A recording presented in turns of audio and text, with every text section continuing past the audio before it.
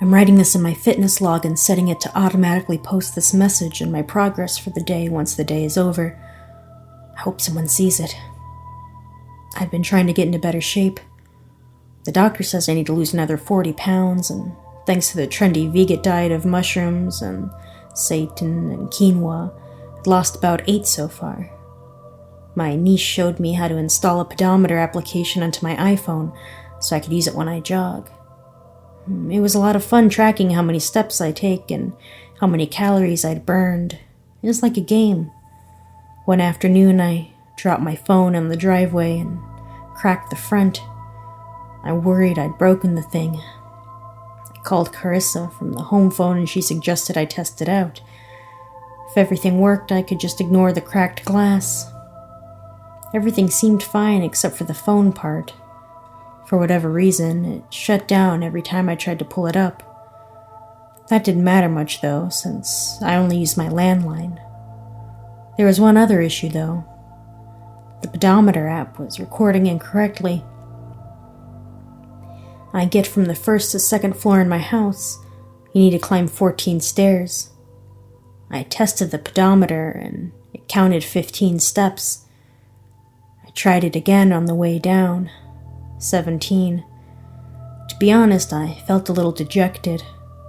I'd really gotten into my fitness regime and I love the charts and graphs the pedometer program used to show my progress. Now, with the numbers being inaccurate, all those pretty progress trackers would be pointless. I did my best to swallow my disappointment and kept telling myself the charts and stuff didn't matter.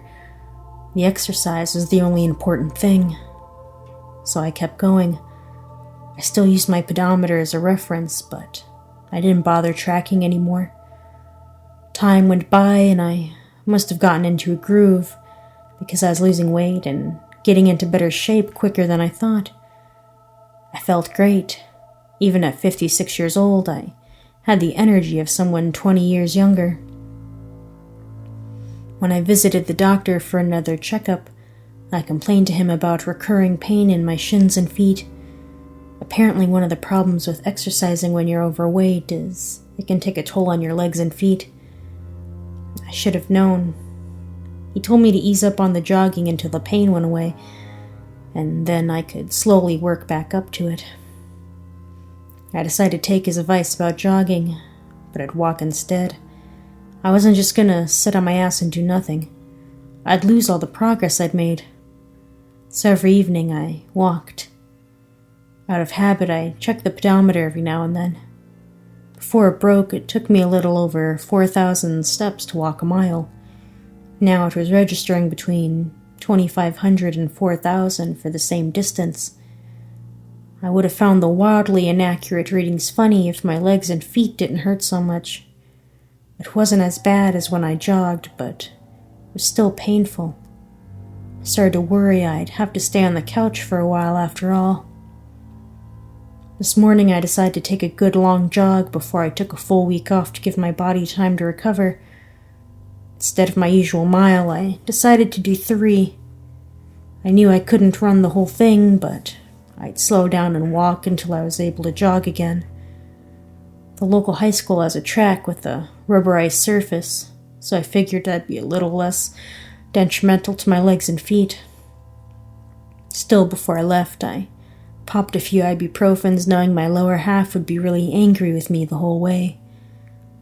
Despite the impending pain, I was excited to push myself. I knew something was wrong after the first mile around the track. I was absolutely exhausted. I looked at the stopwatch part of the pedometer, and it seemed right.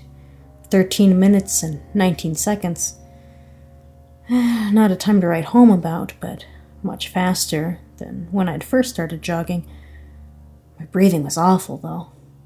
I was huffing and puffing, and it was only through sheer will that I made it the first mile at all. I slowed to a walk, and my shins screamed at me. While I walked, I swiped over from stopwatch to pedometer. Even as I choked for each breath, I managed to bark out a joyless laugh.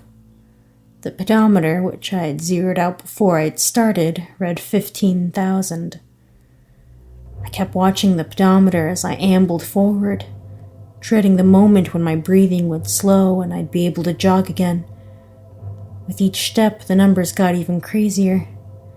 15,015, 15,110, 16,274. My ankles felt like they were going to crumble underneath me. Obviously, I was far less ready than I thought to attempt a longer distance, especially with my legs and feet in such bad shape. Still huffing and puffing, I decided to give up and I headed back to the car. With each step, I still watched the pedometer. 17,990, 19,333, 22,009. When I reached the car about 100 feet away, it said 54,001. I collapsed into the driver's seat and worried I was having a heart attack. I'd never been so exhausted. Gradually, though, my breathing returned to something resembling normal. It was at that point I noticed both my sneakers were soaked with blood. Gritting my teeth, I started the car and drove home. It's been 2 hours since I got back. I'm on the floor in too much pain to move. When I started the short distance from my driveway to the front door, the pedometer readout went from 54,001 to 312,376. I fell in a heap in the front hallway and tried to get a grip on what was going on. My feet were in agony. I carefully removed a bloody shoe. As I pulled off my socks, all the nails tore off my toes. If that weren't bad enough, the bottom of my feet were raw and dripping blood. The bleeding slowed after a while, but I'm in terrible pain. I'm typing this out on my phone now because I need to use the bathroom. I need to eat something. I need to go on with my day. But I'm terrified to get up. I know I should call 911, but my landline phone is 2 rooms away. I don't know what will happen if I take another step. No, I can't stand the thought of being helpless, of being a cripple. I'm not going to just sit here and be afraid. I'm going for the phone.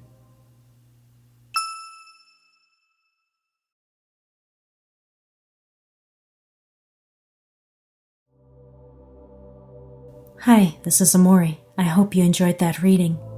Please subscribe for even more stories every Thursday, Friday, and Saturday.